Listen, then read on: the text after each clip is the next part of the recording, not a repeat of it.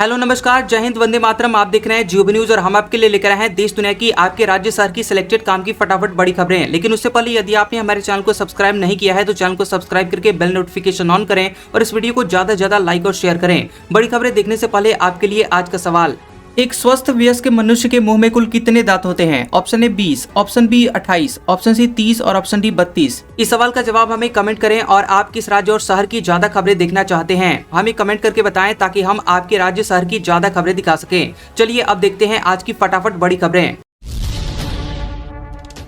UP में 20,000 पदों पर आउटसोर्स भर्तियां होंगी। 426 करोड़ का बजट बढ़ा, 16,000 सैलरी मिलेगी। खबर है कि यूपी की योगी सरकार ने चुनाव से पहले आउटसोर्स से 20,000 से ज्यादा पद भरने की तैयारी कर ली है और इसके संकेत इस विभाग के बढ़ाए गए बजट से मिले हैं। सरकार ने इस बार बजट में 426 करोड़ रुपए का इजाफा करते हुए 2,223.84 करोड़ रुपए जारी किए हैं। आउटसोर्स से भर्ती होने वाले आवेदकों को आरक्षण के साथ ही सरकारी कर्मचारियों को मिलने वाली ज्यादातर सुविधाएं मिलेंगी। न्यूनतम 16,000 रुपए बतौर मानदेय मिलेगा। खबर है कि प्रदेश में लाखों आउटसोर्स कर्मचारी विभिन्न विभागों में काम कर रहे हैं और अभी उनकी नियुक्तियां ठेके पर अलग अलग एजेंसियां कर रही थी और उनका जमकर शोषण हो रहा था। उन्हें न तो समय पर वेतन मिल पाता था और न ही तय मानदेय दिया जाता था। अन्य शासकीय कर्मियों की तरह किसी भी तरह की सुविधा के पात्र वे नहीं थे और सरकार ने आउटसोर्स कर्मियों की इन समस्याओं को देखते हुए पिछले दिनों यूपी आउटसोर्स सेवा नियम बनाए हैं। यूपी में पंचायत चुनाव टलना तय, पहले बनेगा पिछड़ा आयोग। सरकार ने हाईकोर्ट में हलफनामा दिया, सर्वे रिपोर्ट के बाद आरक्षण तय होगा। यूपी में अप्रैल से जुलाई के बीच पंचायत चुनाव हो पाना मुश्किल है। चुनाव से पहले प्रदेश में एक समर्पित पिछड़ा वर्ग आयोग ओबीसी कमीशन बनाया जाएगा और योगी सरकार ने लखनऊ हाईकोर्ट को इस बाबत हलफनामा दिया है। दरअसल हाईकोर्ट में एक याचिका दाखिल कर मौजूदा पिछड़ा वर्ग आयोग के अधिकारियों को चुनौती दी गई थी। जस्टिस राजन राय और जस्टिस अवधेश चौधरी की पीठ ने इस मामले की सुनवाई की है। सरकार ने बताया है कि समर्पित पिछड़ा आयोग की रिपोर्ट के आधार पर पंचायतों में सीटों का आरक्षण तय होगा और आयोग को आरक्षण तय करने की प्रक्रिया में करीब 2 महीने का समय लग सकता है और ऐसे में पंचायत चुनाव का टलना तय है। यूपी बोर्ड परीक्षा, बदल गया कॉपियों का आकार, हर पेज पर कॉपी संख्या लिखना अनिवार्य, रुपए रखने पर होगी सील। उत्तर प्रदेश माध्यमिक शिक्षा परिषद ने इस बार बोर्ड परीक्षा को लेकर सख्ती बढ़ा दी है। कॉपियों के आकार में बदलाव, उत्तर पुस्तिका में रुपए रखने पर कड़ी कार्रवाई की जाएगी और जिले में कड़े सुरक्षा इंतजामों के बीच परीक्षा करवाई जाएगी। परिषद ने जिला विद्यालयों को पत्र भेजकर निर्देश दिए हैं कि विद्यार्थियों को पहले ही सूचित कर दिया जाए कि यदि उत्तर पुस्तिका में रुपए मिलते हैं तो उसे नकल की श्रेणी में मानते हुए सील कर दिया जाएगा। और इस वर्ष आगरा में कुल 154 परीक्षा केंद्रों पर हाई स्कूल और इंटरमीडिएट की परीक्षा आयोजित होगी और इसमें से 18 केंद्र अति संवेदनशील चिन्हित किए गए हैं। परीक्षा को निष्पक्ष बनाने के लिए 193 मजिस्ट्रेट तैनात रहेंगे जो अलग अलग केंद्रों की निगरानी करेंगे। मोदी ने नए प्रधानमंत्री ऑफिस सेवा तीर्थ का उद्घाटन किया। बिल्डिंग पर लिखा है नागरिक देवो भव। पुराने ऑफिस में आखिरी कैबिनेट मीटिंग हुई। प्रधानमंत्री नरेंद्र मोदी ने सेवा तीर्थ कॉम्प्लेक्स का उद्घाटन किया। इसमें अब प्रधानमंत्री कार्यालय, पीएमओ, नेशनल सिक्योरिटी काउंसिल सचिवालय, एनएससीएस और कैबिनेट सचिवालय काम करेंगे। पीएमओ से रायसीना हिल स्थित साउथ ब्लॉक से सेवा तीर्थ में शिफ्ट हो गया है और उद्घाटन के दौरान प्रधानमंत्री मोदी ने नए कॉम्प्लेक्स में लगी सेवा तीर्थ की पट्टिका का अनावरण किया। परिसर की दीवार पर देवनागरी लिपि में सेवा तीर्थ लिखा है। इसके नीचे नागरिक देवो भव यानी नागरिक भगवान के समान है का मंत्र भी लिखा गया है। न्यूज एजेंसी पीटीआई के मुताबिक सेवा तीर्थ से एक सार्वजनिक कार्यक्रम को वो संबोधित करेंगे और इसके अलावा वे पुराने पीएम ऑफिस में केंद्रीय कैबिनेट की विशेष बैठक भी करेंगे। सुप्रीम कोर्ट बोला रेरा को बंद कर देना ही बेहतर है। घर खरीदारों की मदद नहीं हो रही है, केवल डिफॉल्टर बिल्डरों को फायदा पहुंच रहा है। सुप्रीम कोर्ट ने real estate regulatory authority RERA के कामकाज पर सवाल उठाते हुए कहा कि इसे बंद कर देना ही बेहतर है। हिमाचल प्रदेश हाईकोर्ट के एक फैसले के खिलाफ सुनवाई करते हुए चीफ जस्टिस सूर्यकांत और जस्टिस जॉय मल्ल्या बागची की बेंच ने यह बात कही है। कोर्ट ने कहा कि अब समय आ गया है कि राज्य सरकारें रेरा के गठन पर दोबारा विचार करें। ये संस्था खरीदारों की मदद की बजाय केवल डिफॉल्टर बिल्डरों को फायदा पहुंचा रही है। कोर्ट ने कहा कि जिस उद्देश्य के लिए रेरा बनाया गया था वह पूरी तरह से भटक गया है।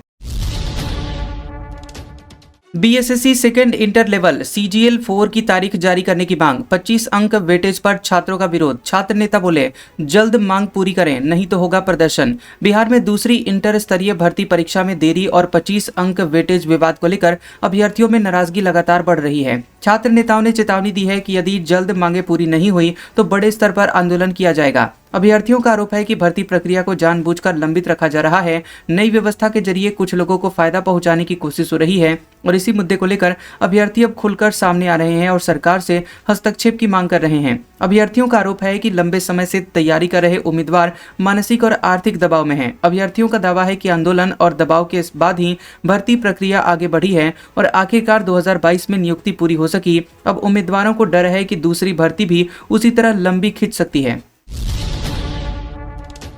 चांदी 2 दिन में 24,000 रुपए सस्ती हुई। 1 किलो चांदी 2,42,000 रुपए पर आई। सोना 2,899 रुपए गिरकर 1,51,000 रुपए प्रति 10 ग्राम हुआ। सोने चांदी के दाम में लगातार दूसरे दिन गिरावट रही। India Boolean and jewellers association IBJ के मुताबिक 1 किलो चांदी की कीमत 17,188 रुपए कम होकर 2,41,945 रुपए पर आ गई है। इससे पहले ये गुरुवार को 2,59,133 रुपए प्रति किलो थी। वहीं 2 दिन में इसकी कीमत 24,000 रुपए गिर चुकी है। 11 फरवरी को चांदी 2,66,449 रुपए किलो पर थी। वहीं 10 ग्राम 24 कैरेट सोने की कीमत 2,899 रुपए गिरकर 1,52,751 रुपए पर आ गई है। इससे पहले ये 1,55,650 रुपए प्रति 10 ग्राम गुरुवार को थी। सराफा बाजार में 29 जनवरी को सोने ने 1,76,121 रुपए और चांदी ने 3,85,933 रुपए का ऑल टाइम हाई बनाया था।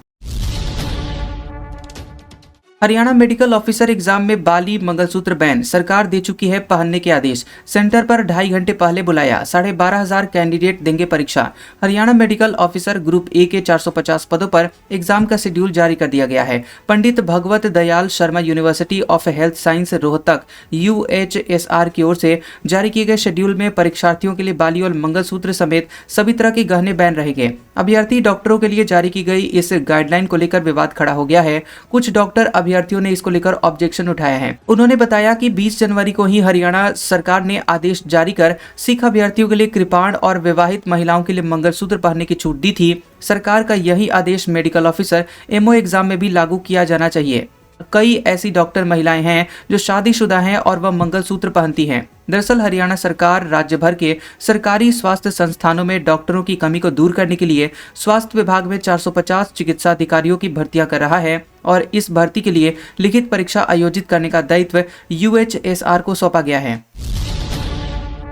एक देश एक चुनाव से मतदाता अधिकार प्रभावित नहीं होंगे। JPC की मीटिंग में पहुंचे पूर्व CJI गवई, बोले संशोधन संविधान के दायरे में। सुप्रीम कोर्ट के पूर्व CJI जस्टिस BR गवई ने वन नेशन वन इलेक्शन पर प्रतिक्रिया दी है। उन्होंने कहा कि एक देश एक चुनाव से मतदाता अधिकार प्रभावित नहीं होंगे और संघीय ढांचे पर भी कोई असर नहीं पड़ेगा। पूर्व CJI ने ये बात वन नेशन वन इलेक्शन पर हुई ज्वाइंट पार्लियामेंट्री कमेटी JPC की एक मीटिंग में कही है। उन्होंने तर्क दिया कि संसद के पास चुनाव को एक साथ करने के लिए ऐसा संशोधन लागू करने की शक्ति है जैसा कि संविधान द्वारा अनिवार्य है। एक देश एक चुनाव को लेकर JPC अंतिम निष्कर्ष के करीब है और कई मीडिया रिपोर्ट्स ने दावा किया है कि वन नेशन वन इलेक्शन पर JPC की रिपोर्ट मार्च के अंत तक आ सकती है।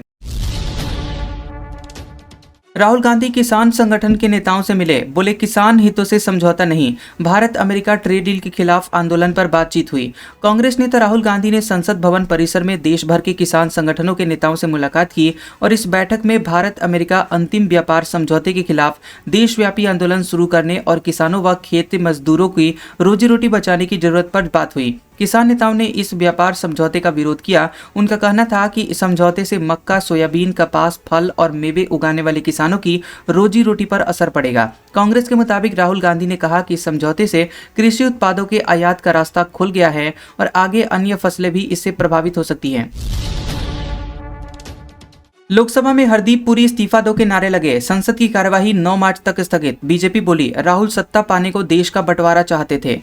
बजट सत्र के 13वें दिन लोकसभा और राज्यसभा की कार्यवाही पूरे दिन नहीं चल पाई। लोकसभा की कार्यवाही करीब 10 मिनट ही चल पाई, वहीं राज्यसभा की कार्यवाही 2 घंटे तक चल पाई। अब दोनों सदनों की कार्यवाही 9 मार्च से शुरू होगी। बता दें कि यहाँ शुक्रवार सुबह 11 बजे सदन शुरू होते ही विपक्षी सांसदों ने हरदीप पुरी इस्तीफा दो के नारे लगाने शुरू कर दिए। इसके 5 मिनट बाद ही सदन स्थगित कर दी गई। 12 बजे सदन की कार्यवाही दोबारा से शुरू हुई और इस बार हंगामे के बीच एजुकेशन और कानून मंत्रालय से जुड़े हुए कुछ बिल पेश किए गए। इसके बाद चेयर पर मौजूद संध्या राय ने लोकसभा 9 मार्च तक के लिए स्थगित कर दी।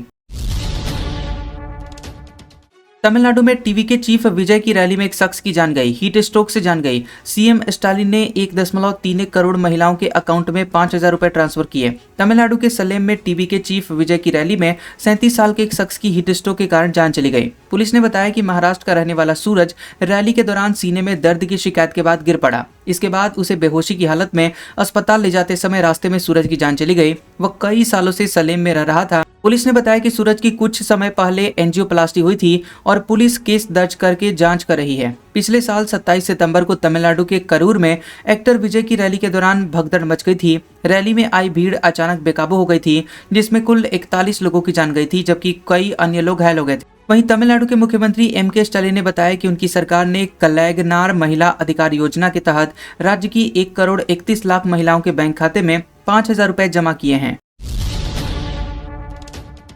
बांग्लादेश में 20 साल बाद बीएनपी की जीत, तारिक रहमान का पीएम बनना तय। ममता बनर्जी ने भाई कहकर बधाई दी। बांग्लादेश में आम चुनाव में बांग्लादेश नेशनलिस्ट पार्टी बीएनपी ने बड़ी जीत दर्ज की है। प्रथम ओलो के मुताबिक बीएनपी प्लस गठबंधन ने 299 सीटों में से 212 सीटें हासिल कर बहुमत के लिए जरूरी 150 के आंकड़े को पार कर लिया और अब तक 297 सीटों के नतीजे घोषित हो चुके हैं। जमाते इस्लामी के नेतृत्व वाले 11 दलों के गठबंधन को अब तक 77 सीटें मिल पाई और देश में करीब 20 साल बाद बीएनपी की सरकार बनेगी। 2008 से 2024 तक वहां शेख हसीना की अवामी लीग सत्ता में थी और इस जीत के बाद साथ ही बीएनपी अध्यक्ष तारिक रहमान का प्रधानमंत्री बनना तय माना जा रहा है। तारिक ने 2 सीटों से चुनाव लड़ा था और दोनों पर जीत हासिल की।